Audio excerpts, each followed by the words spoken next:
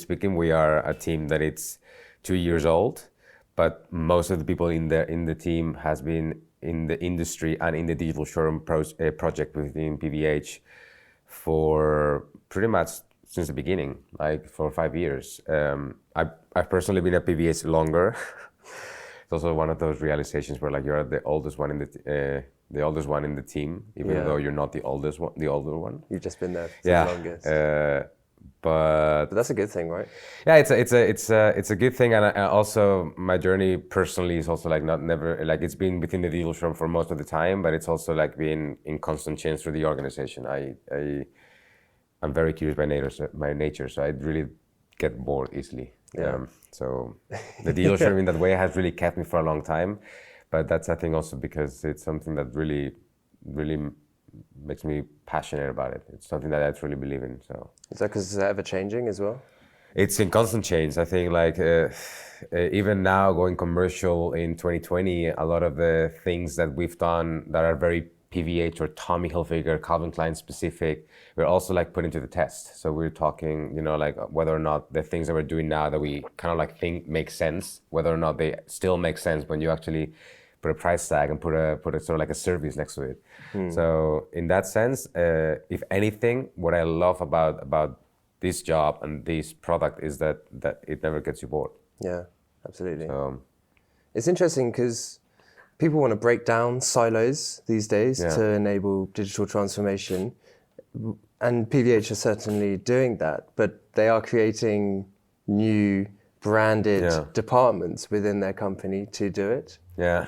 It's an interesting approach. It's I think it's a very interesting one, and probably some of the people within PVH have some more knowledge as to how that works. From my perspective, I think if anything, the digital showroom really brought the mindset to PVH that they can do things differently, that they can actually go outside of the comfort zone. So that not only collections is the things that they can actually do that add value to what they do and potentially to the industry, and things like how the team structure, how the technology and business teams that now operate and keep on evolving that relationship is also something that has drastically changed in 5 years.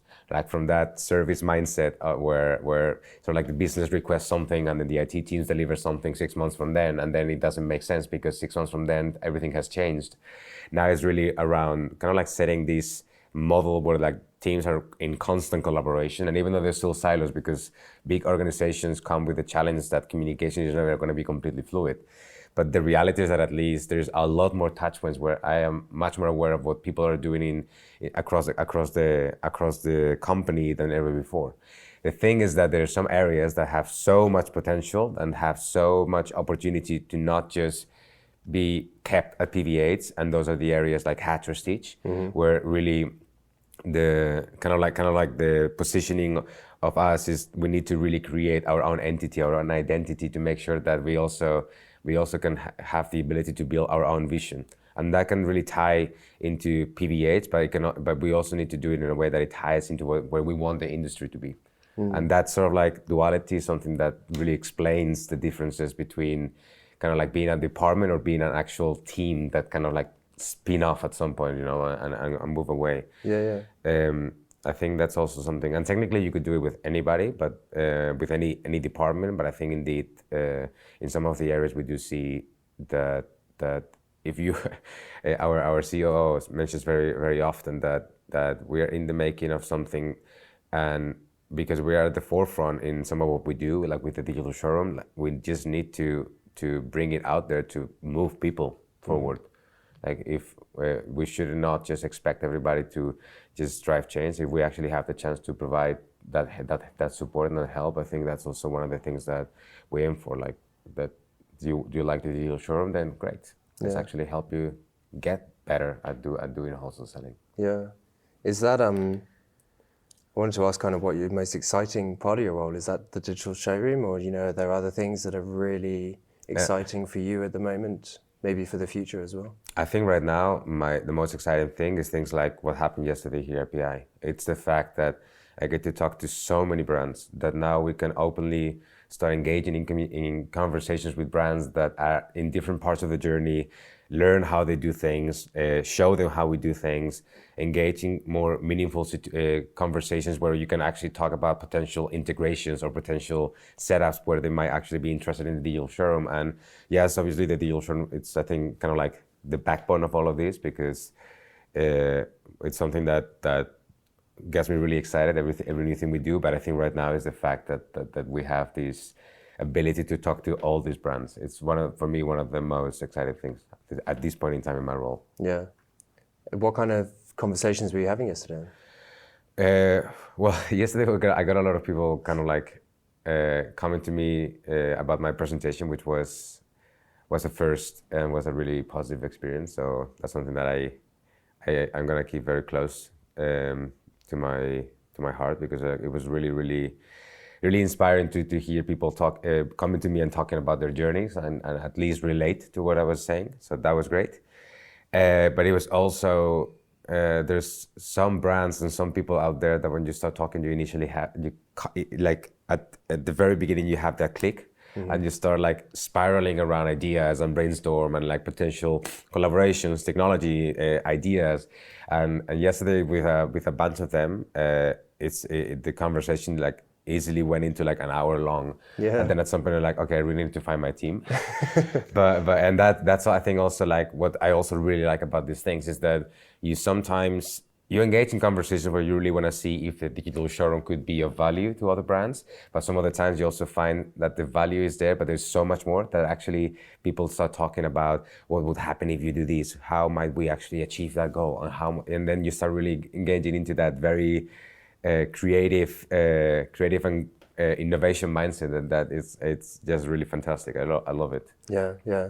It's great when you get into that deep conversation. I mean, for one, it's just great to have so many people in the same space. Yeah. Especially when you say you are actually now in the works to get something out there, to make something commercial. Kind of like people already sort of like sometimes you see both ways. Mm. People interested, or also people automatically looking at you as a potential competitor. Even though I haven't seen anything that looks like our product here, and actually we're not in the making of building everything. We're here to provide value in a very specific area and partner with everybody, because that's the best way to achieve that sort of like seamless journey and standard baseline that really helps to create and achieve. For sure. I mean, there's so many aspects to this whole world that we live in that you can't do it all.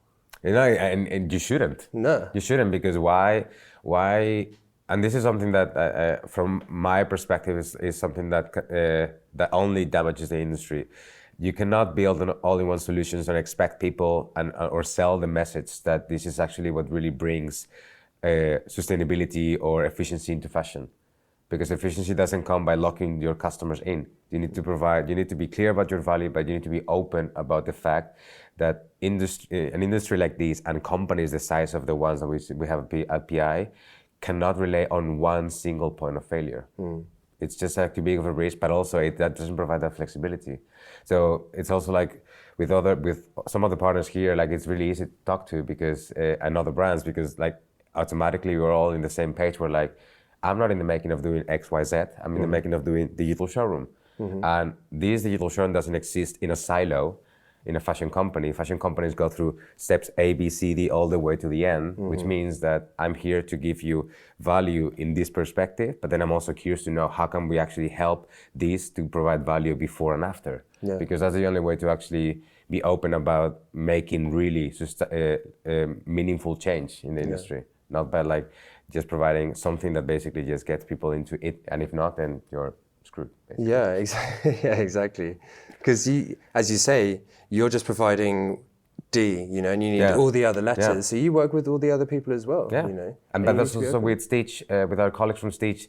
That's also the great part of actually, like having somebody also close that does something around, for instance, digital creation, where we get to experience and we get to collaborate and just also have these brainstorm sessions where like you don't focus on like what's in it for me only, but you actually look into the cool potential opportunities of like actually bringing the best of both worlds. And I think that's it's also one of the most fun things to do in these jobs. The opportunities to actually get people that do something within your same field but with a different angle, so you can actually make both things better, but ultimately just make things better for anybody. Absolutely. I think generally what you see is a very collaborative atmosphere. Yeah, completely. What is the digital showroom then? So in the fashion world, one of these aspects of the industry is wholesale operations. A lot of these brands, including PVH, one of their business critical aspects is those key account moments where like those strategic partners and strategic accounts of the likes of Zalando, El Corte Inglés, Bijenkorf, Pick and Kloppenburg actually come to their showrooms and in a way have that one-on-one experience with their between sales teams and buyers, and actually pre-order what the collection that is about to hit in a couple months time into the stores. And from for very, very long time, for decades, the way to actually conduct that process was to physically produce a collection, put it out in all the showrooms, and the more you want to grow and the more you want to distribute globally, the more showrooms you need, the more samples you need to produce. And the more you want to grow, the more samples you need, the more showrooms you need, the more salespeople you need. So as you can see, this equation, as you go into a market where the industry is trying to make things faster, but at the same time consumers are telling us to be more sustainable, that is an unsustainable situation. Yeah, it's not the efficient. equation is not efficient for the company, but it's also not sustainable in the long run for neither brands, but also for the planet. We're one of the most toxic industries in the world. And I think it's also good that now we're all starting to realize from a brand perspective, from an individual perspective, from a consumer perspective, that this needs to change. There's no more wiggle room to be able to actually just think about trying to discover and trying to guess. No, we need to act. And we need to act by actually doing it together. So in all of this, our CEO had back in the days this kind of like also like this is enough kind of moment. He comes from the sales background, so he actually really knows how the process works. And also being a huge fan of the automobile industry, he knew that there were already some brands out there doing digital showrooms in their industries that really helped eliminate the need to produce physical samples in the case of the car industry, cars, to actually sell cars. So he was also came with this idea or his vision of why can't we do something like this, or what do we need to do to eliminate samples of the process. And with that idea, he just went into the company trying to pitch it like in pure startup fashion, just like understanding like, well, I cannot really do this on my own, and I cannot just impose somebody to do something because also I don't know what to do. I don't know what's best. I need the team to believe in this. That's how our team started, and that's how the Digital Showroom started. So for us, the Digital Showroom is truly a wholesale selling experience aimed at replacing that traditional approach where salespeople and buyers actually conduct sales through using samples. And we do it by creating an experience where all the collection is digitized, all the content is created to really create not only a collection that is available everywhere at any time instantly, but also provide a framework where things like brand message, storytelling, brand alignment, all of these things become much more important because no longer you have to rely on your local teams to be able to convey the right message for that season. Now you have a centralized team that is able to actually cater that message all the way at selling instead of actually only focusing at it when the consumer is about to get it on the stores. So it also creates this huge synergy in terms of the understanding of how the collection is going to impact. And I think for us, rather than the software is obviously one of the things that was super important to keep in mind because you're basically telling sales guys they're not going to have samples. So we got a lot of people pretty much upset. Well, people like to touch things as well. Yeah, exactly. So it's one of these dualities where like we are trying to make to sell digitally one of the most tactile things in the world. Like you wear it. Like there's nothing more tactile and more physical than that. But regardless of that, we knew also that keep on doing the same things it was just impossible. And also we also realized that some of the challenges out there for us to be able to to be closer to market, to be more efficient, to also reduce waste. Wholesale business means that you have to create a bigger collection because your customers are not going to buy everything, which means that you need to create more in order to sell, do reach your targets. So trying to make sure that that funnel becomes much more balanced, so you know through better interactions, better data, you can predict better, you can create better forecasting. So ultimately, you know what you produce is going to be sold. Yeah. And it's in a way kind of like also looking at that beyond samples. So samples was a big igniter, but the digital showroom also helped us see that there is so much more, that when you actually move things and bring technology into the process, and you create an experience that goes between people still in the room sitting together, but actually conducting their negotiations and meetings through a digital experience, that we realized that the brand was being way more powerful because customers now knew what the collection was, not what the collection was about, but also the meaning, the purpose behind it. So it was not about this polo has this technology, but it was about this is a story about this polo, and this is how the polo came to be. So when you actually tell some things like this, it becomes easier because customers get more engaged, and means that you already are putting your effort as to create that brand content and brand storytelling at selling. So by the time you hit your stores, you have a lot more time to actually think about these things. Yeah. And it's a cadence that becomes more sustainable because teams actually have their resources spread much more efficiently, rather than I'm focusing on getting this showrooms ready for samples. Now all I have to do is work on my strategic vision for the season. So it's also a shift of mindset. And then ultimately, people were really upset in the beginning, but in the long run, they realized that they saved hours a day per appointment. We had key accounts coming over for an entire week, and then with the digital showroom, they would be leaving on Wednesday. Yeah. So when you start seeing these things, you realize that, hey, actually there's some value here beyond samples. And actually, if I can conduct my appointments without samples, might be a little bit of a challenge in the beginning, but if I'm saving myself 2 days that I can spend on either preparing for my next appointment, preparing better for this appointment, or actually checking numbers to have a better plan for next season, these are the things indeed where like, you start with samples, but you indeed go into every piece of value. So ultimately, that really goes beyond that. It's not just the overview that is helping; it's actually the sort of the macro. Exactly, as well. exactly. Yeah. And I think with the Digital Showroom, indeed, is a piece of software that we're really proud of, because I think that experience is really kept in a way that it's super easy to use, but really engaging.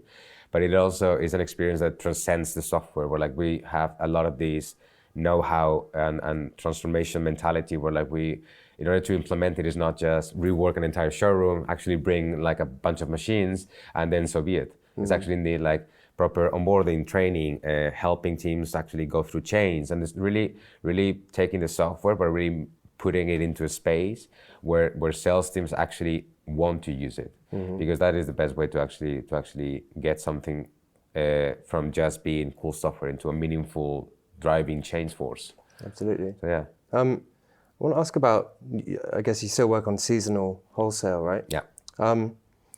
I feel like that may change in whether it's in a few years or in 10 years or in 20 years, but eventually It will. It will. This will be fairly radical for Hatch and all people who work in these kind of departments. One of these sort of like elephant in the rooms, I think, for most of wholesale-driven brands, and also for Hatch, because obviously we're running on improving the wholesale selling. We kind of believe that for us, more and more towards the future, we're going to be dealing with sort of like just-in-time collection selling. And in order to be able to do something like that, first of all, there needs to be a lot of data to be able to do it in a way that matters, in a way that it's actually valuable. So probably you won't be needing to spend so much time on designing, merchandising, planning ahead of a season. Probably there will be a lot of automation that helps through data to actually empower decisions. So almost you have designers working on higher level creative concepts, and then using technology to basically just create collections. So all the work around is actually, let's say, fine-tune things, but things like personalization, things like customization through technology. You have here brands right now on the States these days talking about those things. you might also be able to be flexible at selling, where a customer just comes in, wants to see what's going to be ready maybe next week. So they can already get it. They can actually get it produced in micro factories. Yes. So like this entire model is indeed something that's going to be different. But I also think the relationship between retail fashion brands and wholesale customers is also going to radically change. Yes. Because now a lot of those relationships is based on, first of all, on decades-long contracts and agreements. Mm-hmm. So obviously that is already the other topic that isn't discussed all the time. Mm-hmm. But secondly, it's a model where consumers are not really bought into. Like consumers are more and more into experiences that brands provide them, and wholesale partners most of the times really struggle to create a space where all these brands have that unique value proposition. Yeah. And the only way to be able to provide something like that is actually creating the wholesale business, making more of a technology platform, where like things like El Corte Inglés or Buying Core will be able to actually provide a platform where your data can be distributed across and ultimately give you an opportunity to put your collection in more places, because ultimately the physical and digital world are something that will probably not go away. We'll be happy to actually try something on, browse something in, and maybe go online, maybe go offline. This is still like a human nature. Like you never buy things on the first try. You usually just like get an ad here, actually check something online, maybe one day look it at another store. But that journey from a technology perspective is now broken. Yeah. If I buy something at a department store from a specific brand, I will never be able to have that order in my profile of that brand if I happen to be a big consumer or a big fan of the brand. Yeah. And I think that journey is indeed where wholesale is radically going to change. So from shorter production timelines, almost to just in time, to massive technology disruption in customization, data-driven commerce, artificial intelligence, machine learning, micro factories, micro production. But there's still, you're only as good as your weakest component in all of this chain, and we're still running, credit card payments on 50-year-old code as well.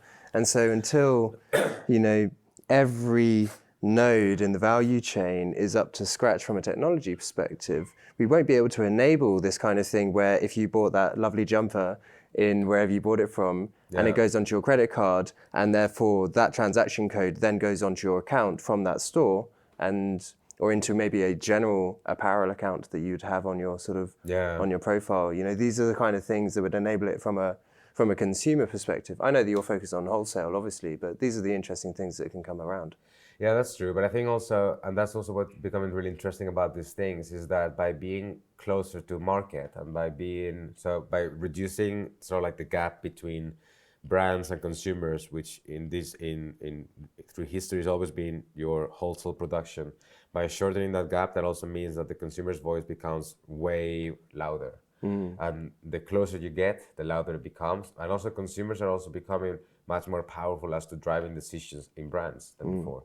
Because new generations don't cope with, excuse my French, bullshit around particular things. So even though if it's a consumer-driven tactic, consumer-driven decision, things like sustainability, those things are really driving for a change force in the industry, because consumers no longer will actually accept certain things that have been established here.